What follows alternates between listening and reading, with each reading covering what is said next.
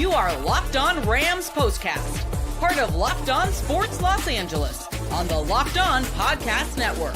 Your team every day. Say it with me, folks. Whose house? Rams house, baby. What's going on? And welcome to the latest edition, Ramley, of the Locked On Rams Postcast, coming at you live, as always, after every single Rams game right here on the Locked On Sports Los Angeles YouTube channel, and after the fact, wherever you get the Locked On Rams podcast feed. If you don't know who I am, hello everybody, my name is Gavin Carlson, former credentialed journalist in the Los Angeles area, was covering UCLA football, basketball, men's and women's, all that good stuff with the Daily Bruin, now a part of the Locked On Podcast Network, where it's your team every day. I think I already said that, but I'm losing it because another spooky, weird game for the Rams, another ugly one where our Rams are able to come out victorious. I'll be honest, I was hoping to have this show start after the end of the Cardinals game, because if the Cardinals do lose to the Panthers, they are eliminated from the NFC West race, eliminated from the NFC playoff race, and it would just be us and the Seahawks. But that game went into overtime. If you see me looking down at all, it's because the Cardinals game is on right in front of me. They're in overtime. They just got the ball after stopping the Panthers. So next score wins between the Panthers and the Cardinals. Obviously a huge game in this NFC West race, but doesn't necessarily matter that much for the Rams because they handled business today. A 19-9 victory over the New York Jets. It was kind of like that game last week against the Niners, an ugly game. I mean, this game reminded me of the Saints game earlier in the year where the other team, the Jets, had the ball for like an entire, it felt like eternity, just like the Saints did earlier in the year, had the ball, time of possession so long, but able to escape with a victory. We'll talk about it. Before we shout out the quick sponsor of today's show, it is FanDuel. You can start the season with a big return on FanDuel. New customers can place a $5 bet, and you'll get started with $250 in bonus bets if your first $5 bet wins. Visit FanDuel.com to get started. Shout out to everybody in here. I see Craig saying, what up? Hello. Shout out to everybody in here live or after the fact. And we have to jump in. And I think the story of this one, I was conflicted. Obviously, it's not the passing game. Obviously, you could say it's Kyren Williams. But let's be honest, this game was about a bad Jets team having a lot of miscues and the Rams, to some degree, taking advantage. I mean, obviously, this was a game, like I said, where, I mean, the Rams had just a few drives, just 3 drives in the entire first half for both teams. A punt after 11 plays for the Rams, then a 10-play drive ending in an interception, and then, of course, the one time they score a touchdown, it's just a 3-play drive that finishes with a Kyren Williams 2-yard score. So, first half, it's ugly. 9-6, the final score going into the second half.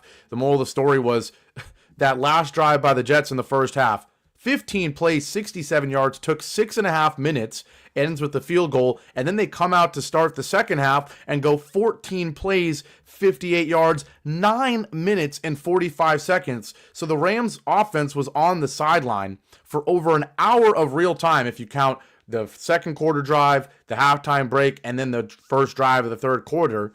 But I was really proud of the way the Rams came out.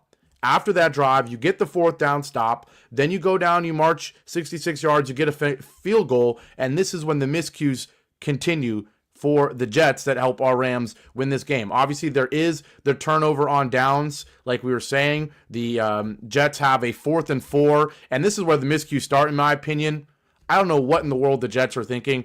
4th and 4, I get it. They got nothing to lose. Their season's over. But you're up by 3. A field goal puts you up 6. It puts you up a touchdown. The Rams haven't really had many drives, in this game. So go up 6, right? Go up 2 field goals. Or if you're going to go for it on 4th and 4, run a more high percentage play. I think it's Mina Kimes who preaches this, and I think she knows what she's talking about. There is nothing more idiotic, in my opinion, than 4th and 4, where it's first down or bust, and you run a low percentage fade to Davante Adams. Of course, as a Rams fan, I was not complaining, but questionable play where it's just a throw it up and pray on a 4th and 4 where you could just run really anything else and have multiple options. But that's where the miscues started for the Jets. With that horrible decision, the Rams obviously dodge one there. Should be down 6, maybe 10. Instead, they're down 3. They march down the field with Kyren Williams, who we will certainly get to, tie the game at 9 with the field goal, and then the miscues continue.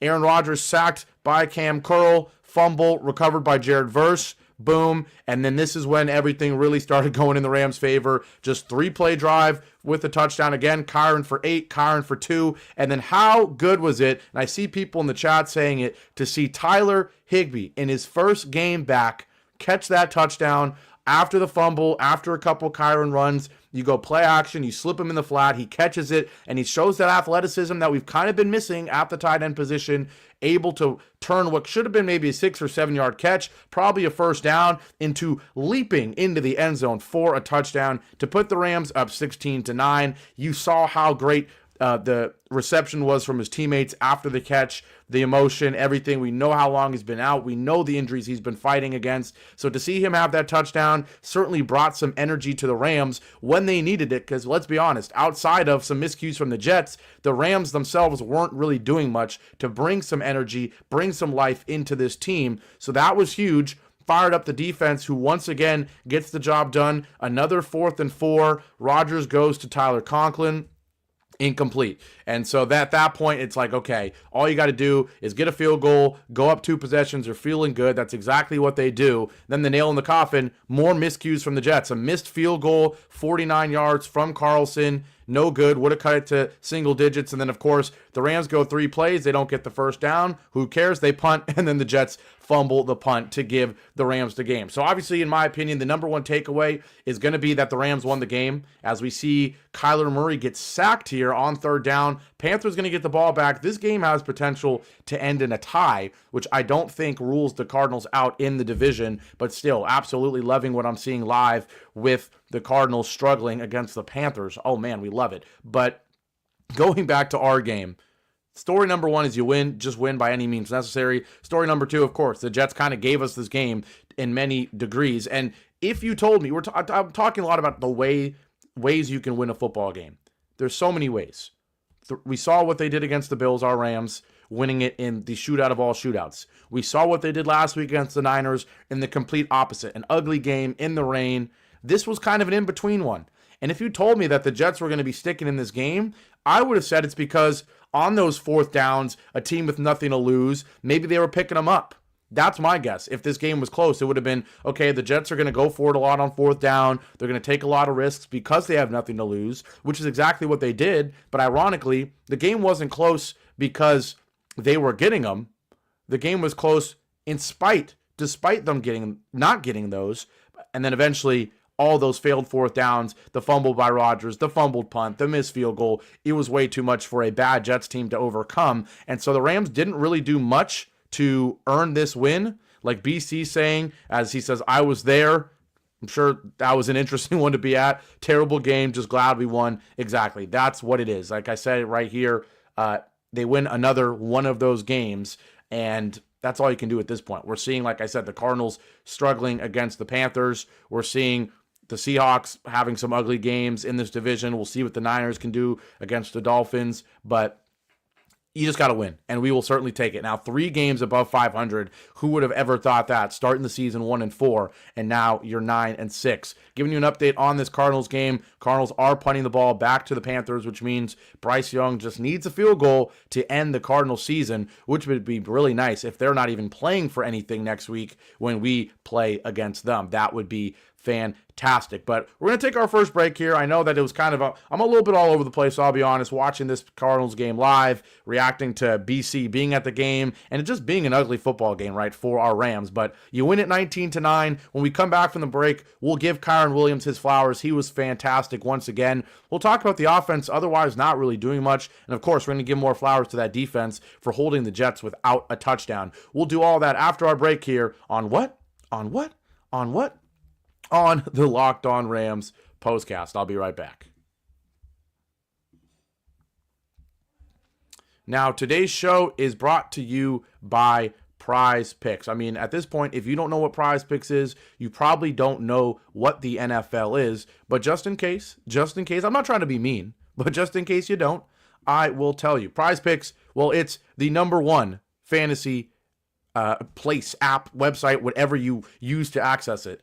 If you love watching the game, which we all do, you're going to love PrizePicks, the easiest and most exciting way to play daily fantasy. Whether it's football, basketball, or any other favorite sports live, PrizePicks makes your holidays bigger and brighter because you can now win up to 1,000 times your money on PrizePicks. Plus, this holiday season, they're giving away $30+ million in rewards during Picksmas and offering 2 free picks in December. And when your picks hit, PrizePicks makes it easy to cash out. You can get your money in as fast as 15 minutes. For example, this week, I was a very happy camper because I had Jared Goff for more than 230 passing yards and Saquon Barkley for more than 1 touchdown. It's quick, simple, and so much fun to challenge myself and my friends. So download the PrizePicks app today and use code LOCKEDONNFL to get $50 instantly after you place your first $5 lineup. That's right, $50 instantly when you play just $5 on PrizePicks. What do? You run your game. Back here live on the Locked On Sports Los Angeles YouTube channel. This is the Locked On Rams Postcast. Rams 19, Jets 9.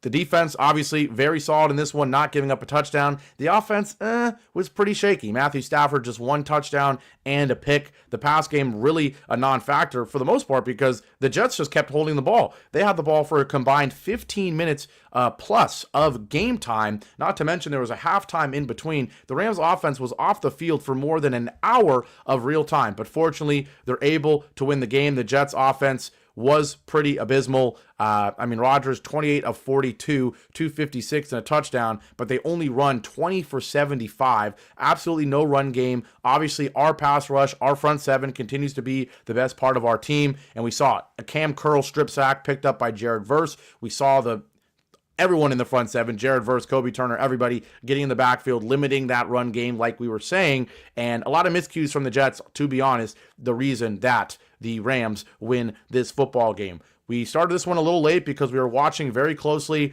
the Cardinals trying to survive in Carolina. It's 30-30 in overtime, and the Panthers are actually, I didn't even know how they got it, but the Panthers have the ball at the Cardinals 20, so they are in field goal range. A field goal wins the football game, and Chuba Hubbard, it's not going to matter. Chuba Hubbard is into the end zone for a game-winning Panthers touchdown. Cardinals lose. Cardinals fall to 7-8. Cardinals are out of the NFC playoff race. Unbelievable. Huge for the Rams. That's one more team out there that we don't have to worry about in the NFC West. It's really just those Seattle Seahawks who obviously play today. So, wow, the Carolina Panthers, of all teams, give our Rams more help. And so that is huge for our Rams. Of course, we play the Cardinals next week, and they will not be playing for anything. They are out of the playoff picture. So oh my, is that huge? That's a game next Saturday against the Cardinals. We'll preview that after our last break here. But wow, Cardinals are done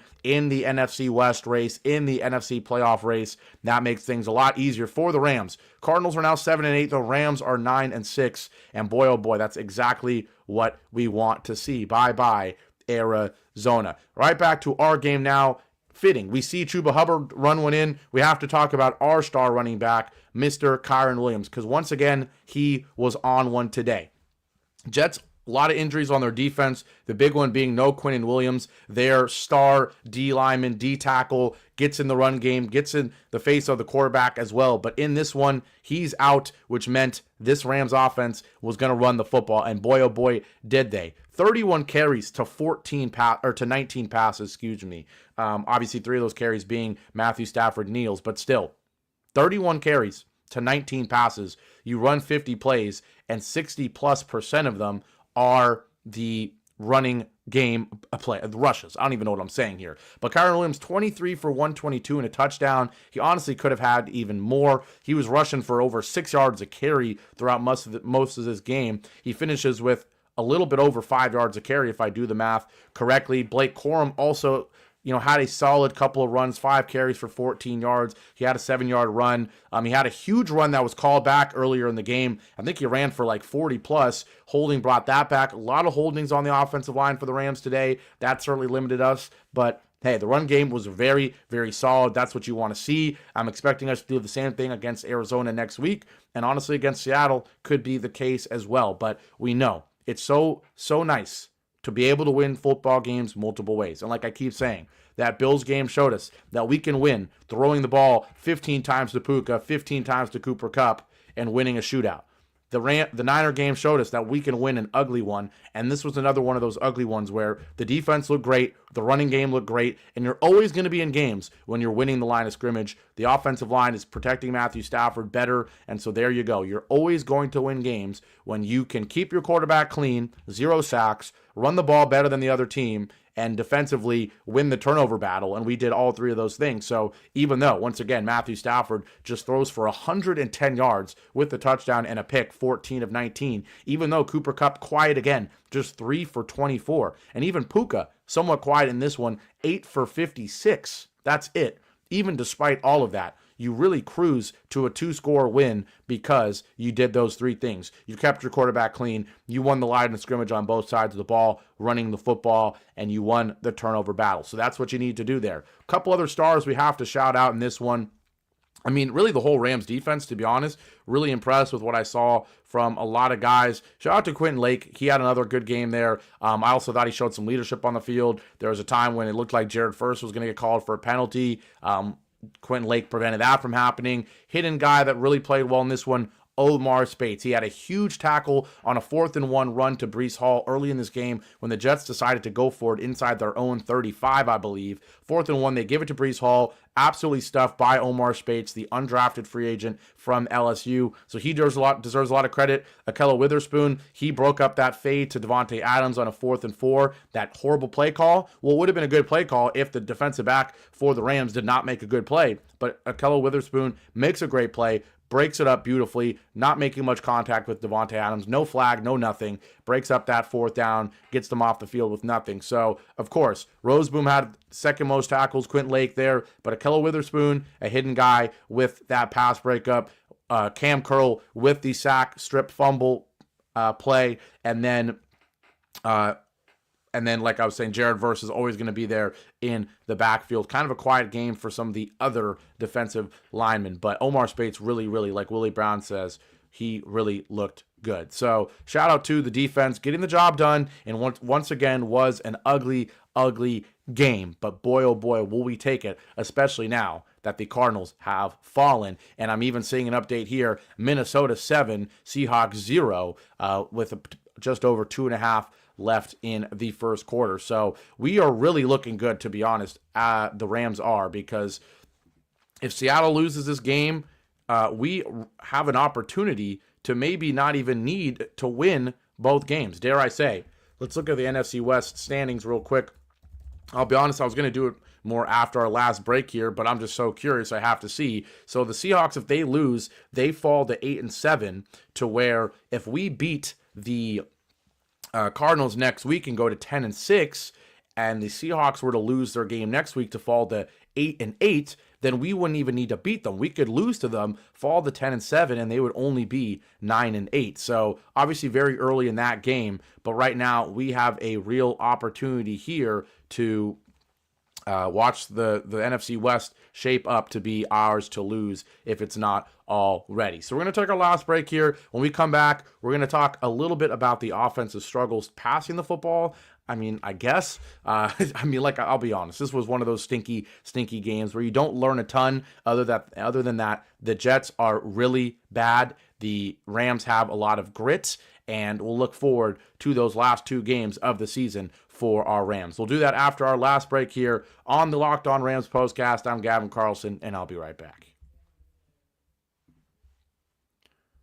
Now, finally, today's show is brought to you once again by by the great people at FanDuel. The NFL playoffs are almost here, but it's not too late to get in on the regular season action with FanDuel, America's #1 sportsbook. Because right now, new customers can finish the season strong with $250 in bonus bets if your first $5 bet wins. FanDuel has so many ways for you to pick up a W. I love betting on which players will score a touchdown and how many points each team will score. It's thrilling because that's never going to end. You have these, if you bet the under and the over hits, well, it's over. Versus if you have the over or you have who's going to score a touchdown, it's open for the entire game. Not only can you bet on who will win the game, but FanDuel also has bets for, like I said, how many points each team will score combined or individually, how many touchdowns a guy will have, yards, all that good stuff. So just visit FanDuel.com to join today. That's FanDuel.com for your chance at $250 in bonus bets. Make every moment more with FanDuel, an official sportsbook partner of the NFL. Back here live one more time on the Locked On Rams Postcast, a victorious Locked On Rams Postcast because the Rams 19, Jets 9 in an ugly one in Gotham, in New York. The Jets are really bad, and they showed it again today. This was funny because this was one of these games that you talk to betting people, you talk to experts, and some of them are saying, hey, Jets are looking a little bit better. Aaron Rodgers is looking more healthy. Looks like he's finally getting over that ACL injury, looking more like the Aaron Rodgers of a couple years ago. This might be a tough, sneaky game. It's going to be cold in New York. How are these LA, warm weather Rams going to react? Well, let's be honest. They themselves offensively didn't react with much other than running the football really well, but the Jets killed themselves way too many times in this one, and the defense got a couple big stops. Omar Spates stuffs a 4th down run early in this one from the Jets. Akello Witherspoon breaks up a 4th down fade to Devontae Adams. Later in this one, we get a strip sack on Rodgers. The Jets miss a field goal and an extra point, and they fumble a punt late in this game. So a lot of miscues, but also a lot of key plays from the Rams defensive players. Kyren Williams was great offensively. Stafford to Nakua was good enough. Tyler Higbee with one of the biggest plays of the game, let's be honest, taking a flat catch and running it all the way into the end zone, leaping over a defender. Let's talk a little bit more about this NFC West. We have to. Let's talk about the road ahead. We've got the Cardinals on Saturday night, December 28th, 5 p.m. on NFL Network. It's a weird Saturday game, but it's at home. And so, yes, we have to fly all the way from New Jersey, Meadowlands, but they have to fly all the way from Carolina. We'll be in our own home beds. I think we're going to be favorites, of course. Arizona coming now off a loss in Carolina. They kind of look a mess, to be honest. Kyler Murray, one time he looks amazing, the next he doesn't. This game is going to be pretty simple, in my opinion. If we win the run game battle, we absolutely are going to win this game because at this point, it looks like the Cardinals have two plays. Run the ball to James Conner, or Kyler Murray look in the direction of Marvin Harrison Jr. and honestly usually throw into a tight window because he's not creating much separation. They don't really have a great second pass threat. They do have Trey McBride, of course, the tight end, but I think he was banged up in that game, and even then, he's not going to beat you over the top or anything. He's just going to move the chains. Same with Marvin Harrison. He killed us in the first matchup. Let's not forget, the Rams did get killed by the Cardinals early in this season, 41-10. And in fact, I'm going to pull up the box score quick and remind you what happened in that one. That was a Marvin Harrison Jr. explosion game, 4 for 130 and 2 touchdowns. He only caught 4 balls, but he had a 60-yard touchdown, and I think he had like a 40-yard touchdown as well, and that's all he needed to do. McBride, 6 for 67. Other than that, though, no one else had more than 2 catches, and then James Conner ran wild, 21 for 122 and a touchdown. That's what you need to expect from the Cardinals. Give the ball to James Conner as much as possible so they have short second and manageables, third and manageables, just like the Rams, right? We want to give Kyren Williams the ball a lot on first down, make our second and third downs manageable. But the difference is, if we don't, we still have some life. We can still hit Puka Nacua down the field. We can still hit Cooper the Cup across the middle on a 3rd and 10. They don't really do that other than Marvin Harrison Jr. a little bit. So I think if we can limit James Conner for 2nd and 8, 2nd and 7s, not 2nd and 5s, not 3rd and 3s, but 2nd and 8s, 3rd and 6s, we're going to win this football game because we know we're going to run the ball well. The Panthers just did it against the Cardinals. We know we're going to throw the ball well if we need to because we have 2 amazing receivers and an amazing quarterback. If we can protect Matthew Stafford, we can limit James Conner and run the ball well ourselves, we will win that football game at SoFi. And then it will come down to a game against Seattle. We'll see if that game matters, though, because Seattle is still down now, 7-0. They are driving in Minnesota. But if, and this is a big if, I'm just saying this just so you know all the scenarios. If the Seahawks lose this week to the Vikings, they fall to 8-7, and then next week they're at Chicago. Do I expect them to lose that game? Probably not, but they're not going to be big 7-point favorites or anything. It's going to be a coin flip type of game. So there is a scenario, believe it or not, where the Rams don't even have to win that game against Seattle to be in the playoffs. They could also theoretically lose next week, but then beat Seattle in SoFi, and of course clinch the division that way. But how nice would it be if we don't even have to care about that game the last week of the season? So if you don't know what to do, go root for the Vikings today, as we are seeing touchdown Seattle just happened to make it 7-7 in that one. So going to be a close game, but root for the Vikings to win that one, and then root for the Bears to give us a gift next week, and then we wouldn't even have to worry about week 18. But yeah, that's what you need to root for.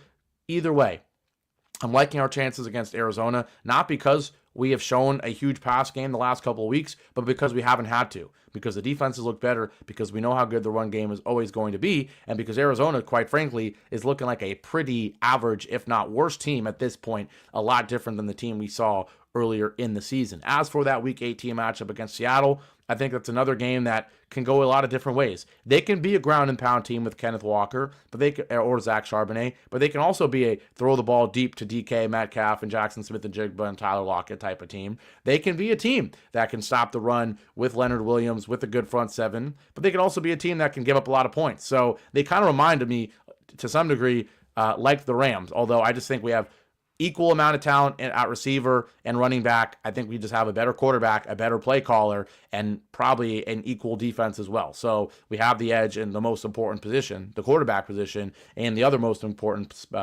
position, the head coach / play call position. So Seahawks, we'll see. They're tied with Minnesota right now. They're at home, of course, but they got to go to Chicago next week. A lot of things can happen there, and then they got to come to SoFi Stadium with the playoffs and the division on the line. So I know this was kind of a short show. To be honest, the game wasn't that eventful. We did enough to win. That's all you can that matters. And the biggest thing that happened today, other than us winning, was the Cardinals lost, and that was huge. So we're going to wrap this one up. Shout out, as always, to everybody in here. If I had to give a player of the game, I don't really know. I guess it's got to be Kyren Williams, right? Very efficient, just carrying this team offensively when we couldn't really get anything going. Otherwise, he also had a couple catches as well. They're showing the highlights right now on CBS because he did it all. So Kyren Williams will be your player of the game. Shout out to the defense for getting it done as well. And let's go Vikings beat Seattle so that this NFC West race gets even easier for us. But Rams 19, Jets 9. The Rams are 9-6. The Cardinals are 7-8, and the Seahawks could be 8-7 if they lose today. Let's make it a wonderful Sunday. Let's do it. But with all that being said, shout out to everybody in here. You know how much I appreciate you guys. If you can't tell, I am not in my LA apartment. I don't got the soccer jerseys behind me. I'm back home in the Bay Area, spending the Christmas holiday with my family in the Bay Area. And then I'm actually going to be in New Orleans for the show next week. So we'll see. I'm going to be in a hotel Airbnb. I don't even know which one. So it's going to be another different background, another unique setup, but we're going to make it work for you guys. I always do. I'm actually going to the Saints-Raiders game the day after. That Sunday in the Superdome. But Saturday, of course, will be all about the Rams, hoping to make it another step towards that NFC West title against the Arizona Cardinals on Saturday night. So I'll see you guys then, but for now, go root on the Vikings to beat the Seahawks. Have a great rest of your Sunday. Hopefully your fantasy teams, if you're still in the playoffs, did better than mine did, because I got absolutely embarrassed today. Playing against Kyren Williams didn't help,